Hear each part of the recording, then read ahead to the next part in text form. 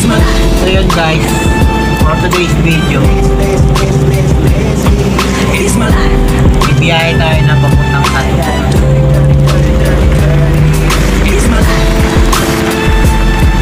Tayo ay mag-deliver na dyan sa FBIP Santo. Muna ko guys So ngayon, hindi maganda ang panahon kasi ayan, umuulan guys. Palalabas lang natin na Grand Civil dun sa aming company. Ito umuulan naman, kaya ingat-ingat tayo at medyo madulas ang daan. Ayan guys, talagang maulan. Ngayon lang naman yata yan.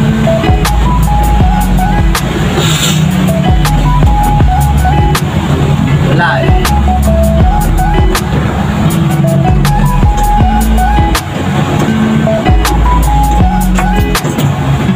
Bali, pupunta muna tayo dun sa aming kilalang yung tagagawa ng aming mga jeep. Puntahan muna namin siya at kukunin ako doon. Tapos pagkakuha ko, saka tayo dediretso ng FBIP para deliver yung mga item. So guys, ito na naman yung buhay ng isang driver, isang company driver.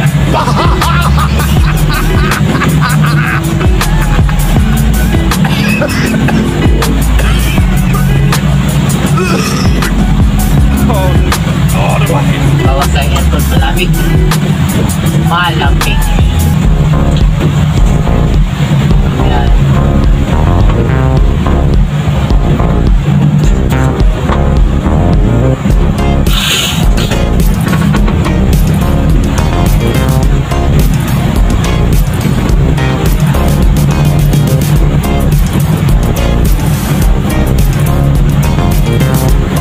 Yan minsan guys ang problema sa tricycle. Hindi sila makatakbo ng mabilis kasi naulan, nababasa sila guys.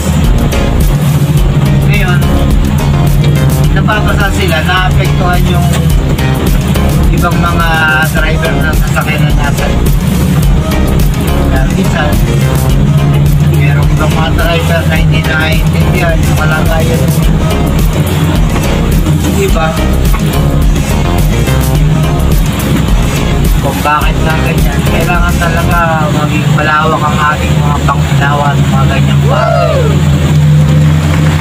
dahil mahirap ang magkaroon ng kasira sa daan.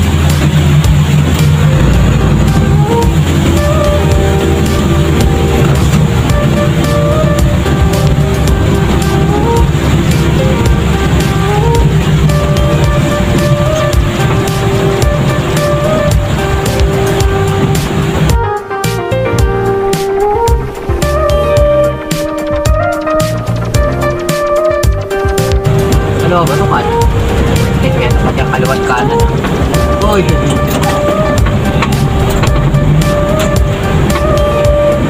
Kanan pala yata to.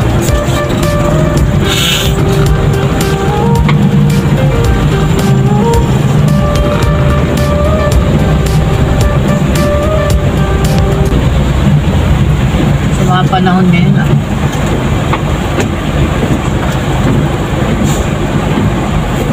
nakakatakot pa naman ang mga panahon niya eh. Kaya ano, nag-uulan. Ulan, init yan. Kaya yung mga mahihinang immune system nagkakasakit. Daling na po na sakit.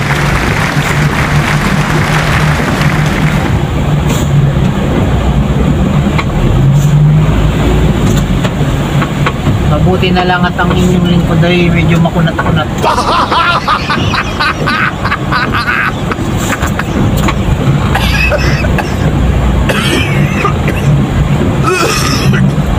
God, I hate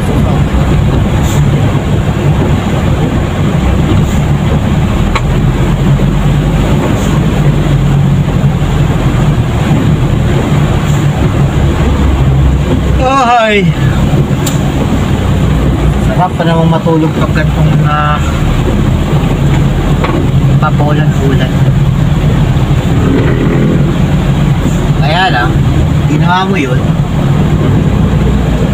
wala kang kita.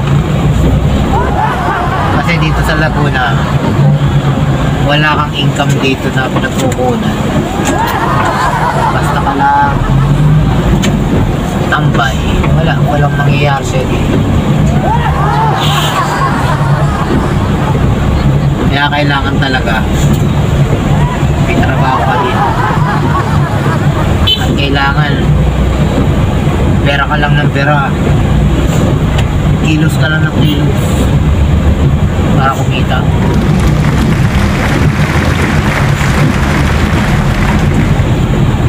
Kasi kung gagaya tayo sa iba diyan na may inaasahan, wala. Saka maganda yung ganito guys, kasi yung ganito nalalaman mo kung ano yung mga kulang sa'yo.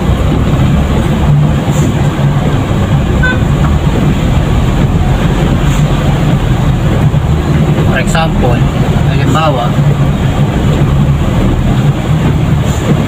pag kumikita ka, mabibili mo yung gusto mo, makakabili ka ng pagkain, makakain ka ng masarap. Eh ngayon, kung umaasa ka lang sa iba, minsan makakarinig ka pa ng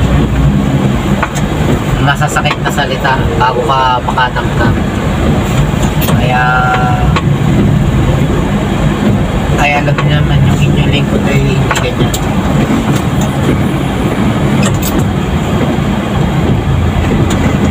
Basta malagay matarbaho, may tinatarbaho, may tarbaho.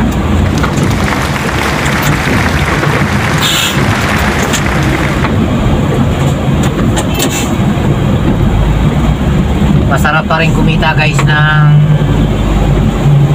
doon sa sarili mo paraan sa iyo pinagsikapan. Sarap.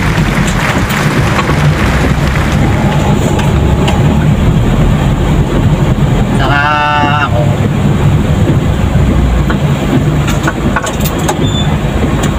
maliit man o malaki, ang ating natatanggap, talaga ako yung nagpapasalamat. Salamat ako guys sa Panginoon kasi blessing niya. Lahat ng ginawa ng Panginoon ay blessing. Ultimong problema, blessing yun. Siguro doon sa mga hindi nakakaintindi, hindi alam ang ibig sabihin. Kasi sabi nila, pag ikaw ay tumanggap ng problema, i-claim mo na blessing yan. Kasi kung wala kang problema sa buhay, wala, hindi exciting, hindi mo kayang hindi mo mararanasan maging matatag. Wala kang ikukwento sa yung mga tropa na yan, pinagdaanan ko na yan, kinaya ko din yan, mga ganyan ko. Kumbaga guys, dito nasusubok ang ating mga sarili. Kaya kung may problema tayo, binabato sa atin ng Panginoon, kaya dahil i-claim natin ang blessing sa buhay.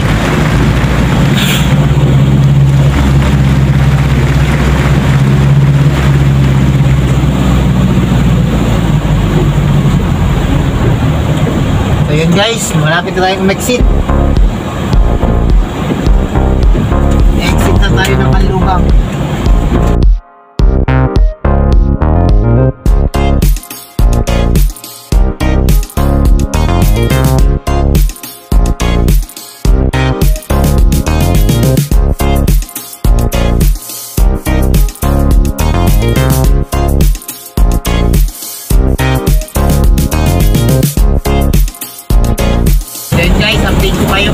Pag ako ay malapit na dun sa exit ng Santo Tomas.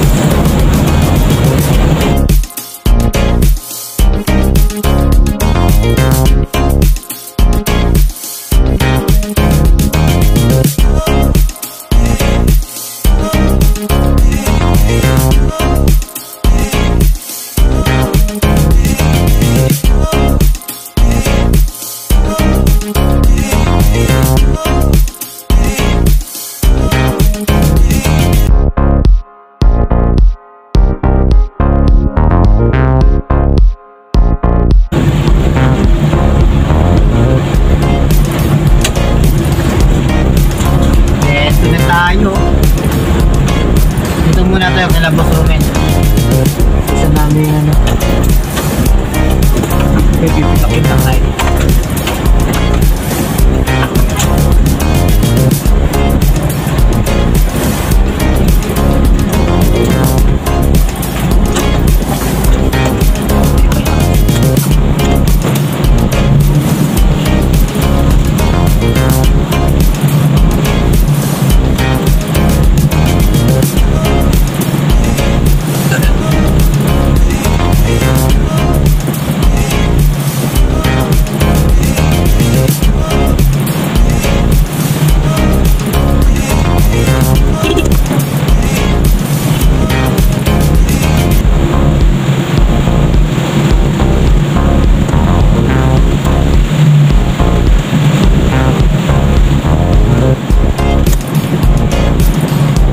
Diretso niya, papunta na yung Santo Tomas,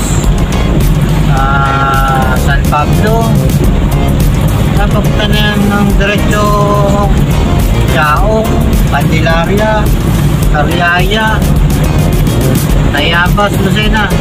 Kailangan na diyan. Diretso na yan guys. So dito tayo, papasok tayo dito sa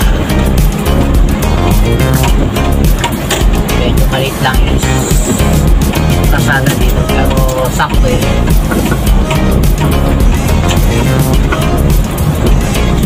Maliit na kasada ba? Dito tayo sa may ayan. Alright, atin muna ano, hihintayin o kaya bababa ako, pupunta ako doon para kunin ko yung ating jig, yung ating i-deliver sa IP. Okay guys, puntahan ko nila.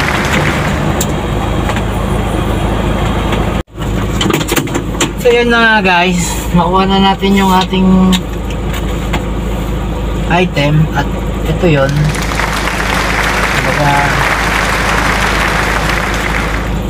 Nadali na natin ito sa ating customer sa FPIP.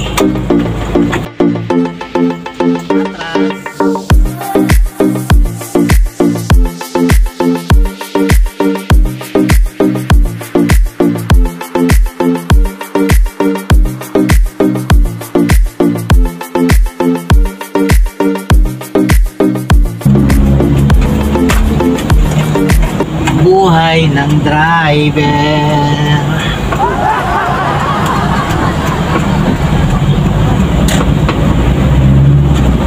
May tatawid doon. Sige, tawid eh.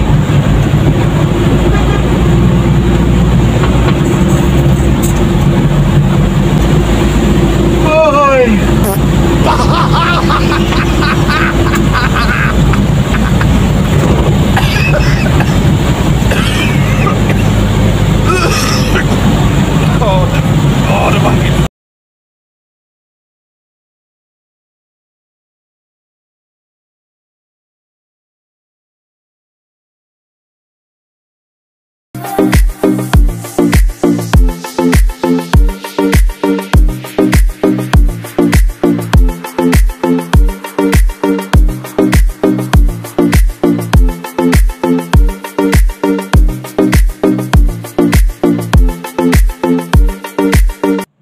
So yan guys, yung anong yan,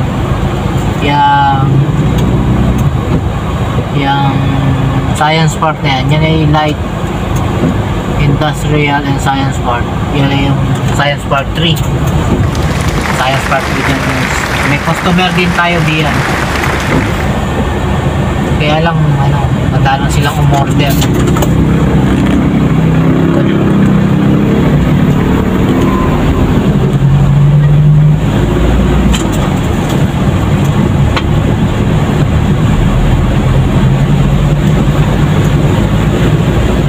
Tayo.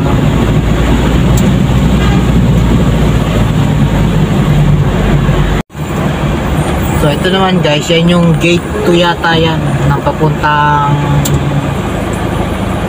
FVIP, yung kabilang yan. Yan yung may overpass na yan.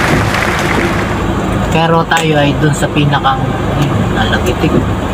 Dun tayo sa pinakang main tayo guys. Ito naman guys, kung daan na ito, itong diretsong ito, ang labas mo dito na ay turbina na. Turbina na yung pinakang labas mo dito.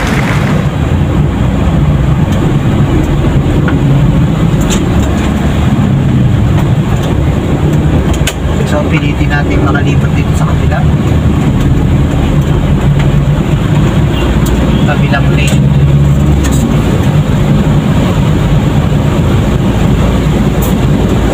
Tapos yun. Diretso lang! Diretso lang! Yan mo sila! Mga demonyo yan! Sorry YouTube. Na-excite lang.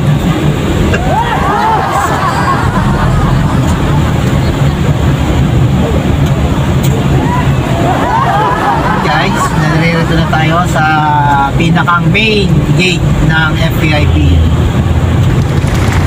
Dito guys ang main gate ng FPIP.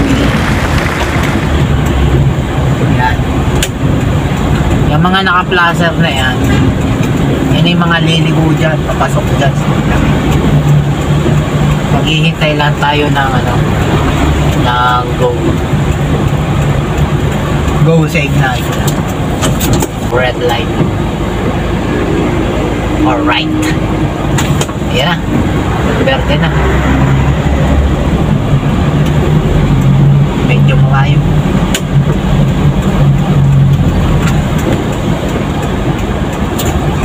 Sunod lang tayo dyan.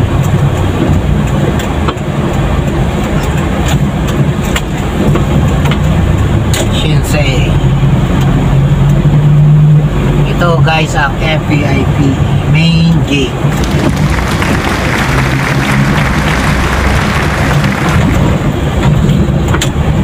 So dito tayo i-standby guys sa Ledgi. Sabi ni ex-mayor Iskom Reno, Gedli. Dito tayo sa Gedli. Ayan. At tayo ay magpapatatak ng dokumento. So guys,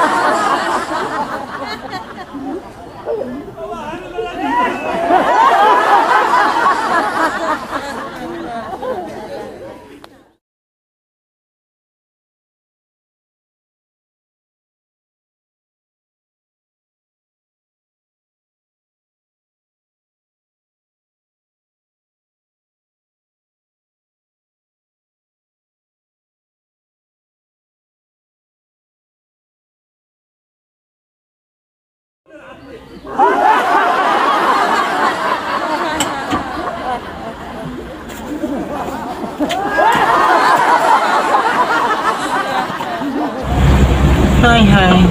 Ayun guys, nakalusot na tayo. Patay din sa kabila. Kasi ano yan eh. Ayun sa kabila. Naka-stop tayo ngayon. Alright. Sabi yung Jumper Sniper, alright. Pero di ko kayang gayahin yung tawa niya. Alright.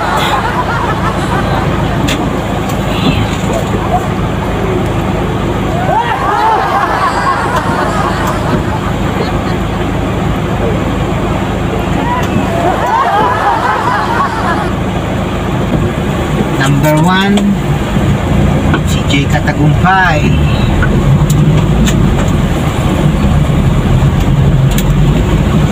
Si Jumper Sniper. Sila Team Sawyer. Ano kasi ako eh, mahilig ako sa mga nakakatawang bagay, nakakatawang content.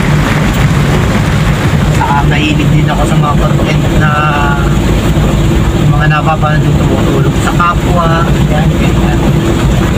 Katulad nila Team Katagumpay ni Jaffa Sniper. Jaffa Sniper talaga. Pilit talaga rin talaga ako. Talagang sobrang din ang hangap. Kasi, alam nyo guys, nung pandemic, marami akong video pinanood niya. Mga video niya. Simula pa nung siya nagmamaneho pa ng sasakyan. So, katulad ng ginagawa kong buhay driver. Kasi ako company driver din mo. Katulad ng cameras na yun.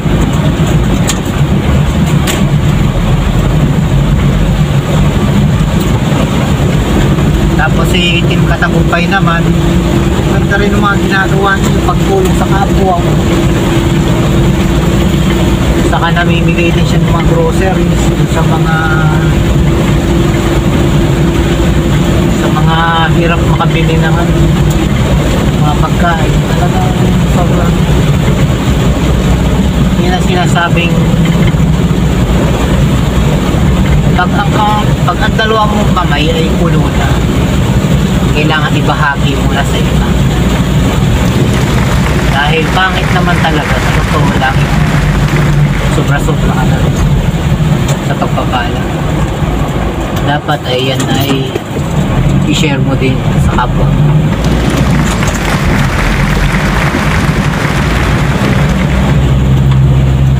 Mga hinahangang yung tao. Madami kaya lang hindi ko masyadong kilala yung iba eh. Ako naman, katuwaan lang yung ganitong mga pagbablog kahit pa paano pa. Matanggal inip, para hindi nakakantok sa biyahe, lalo ng ganito pag maulan.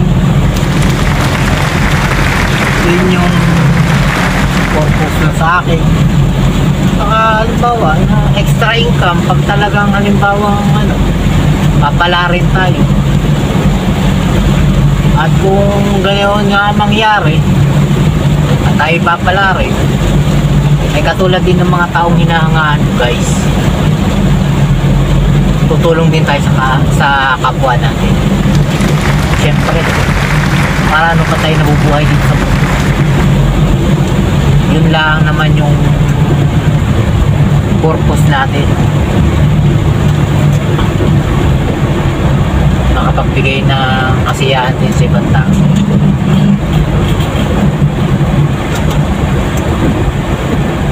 Alam nyo kasi guys, kung maraming tao ang tumutulong, mas masaya ang buhay. Everybody happy. Diba? Masaya yun.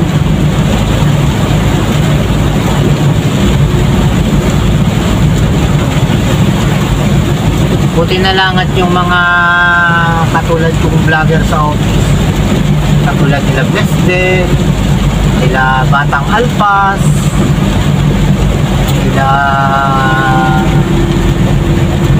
nila Chloe, ni Walter Vlog, KTV,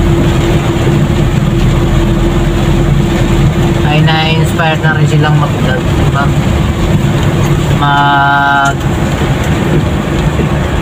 Tawag dito guys, gumawa ng mga content, mag-upload ng mga video sa YouTube. Pero sa totoo lang guys, sila yung